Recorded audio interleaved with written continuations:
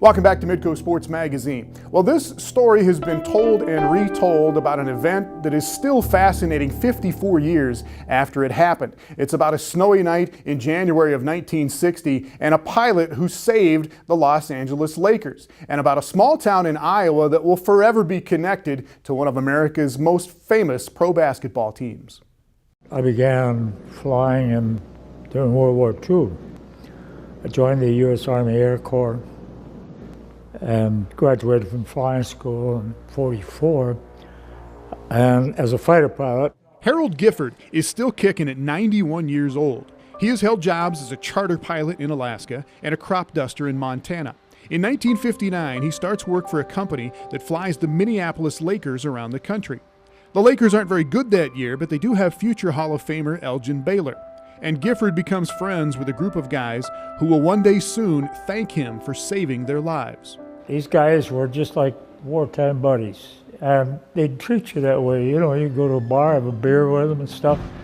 You came to Madison Square Garden or the big Cobo Hall, Detroit, or wherever in Boston. They let me carry an equipment bag into the locker room, and then I'd get to go sit on the bench with them and watch these games. The Lakers plane is a DC-3, first made in the 1930s, a twin-engine marvel at the time, but bare bones compared to modern commercial aircraft. In those days, we didn't have autopilots, we didn't have radar, and we had to do it the hard way.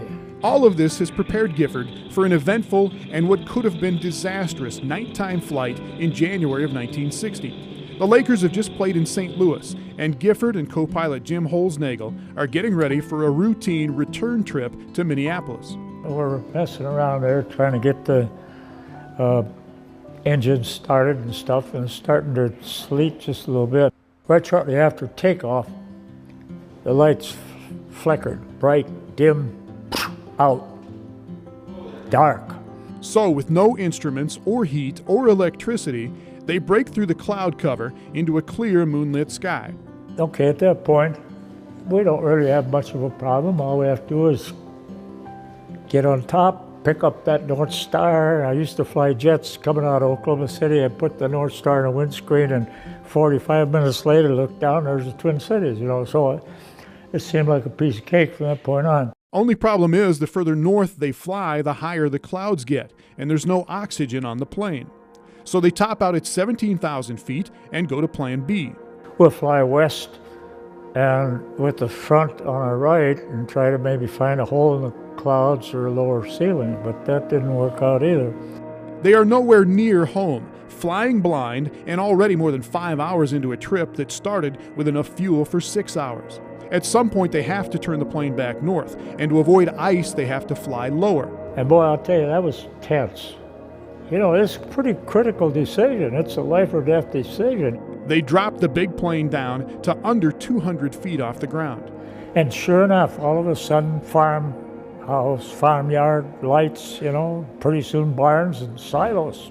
My dad remembers being woken up because a DC-3 flying very low. I've never had that experience, but it makes the house, some people remember the house shook when it went over their house. So a DC-3 is a very loud plane, and imagine one account references up to 9 times. The plane buzzed the town at least 9 times. So the people in Carroll, Iowa turn on porch lights and yard lights and any lights they can to try and give Gifford something he can see to regain his bearings. Lakers coach Jim Pollard comes forward and suggests that Gifford try and land the plane in a cornfield. Gifford agrees. So they put the 25,000-pound plane down in a cornfield in a blizzard at 1:30 in the morning.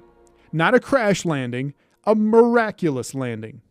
When we touched down and cut the engines, the loudest cheering and screaming that you could ever imagine in that confined cockpit. 23 people and everybody. Until that point, they're almost like someone on death row, not knowing whether they're going to make it through the night or not. In 2010, on the 50th anniversary of the landing, the team and the town built and dedicated a basketball court near the spot in the cornfield where the plane touched down. Laker Court is now a tribute to Harold Gifford and the people of Carroll, Iowa. We're proud to say we do the same thing today. and the connection to Little Carroll, Iowa to the Los Angeles Lakers. There is a connection there. A lot of people don't know it. And then some even go as far as saying the NBA.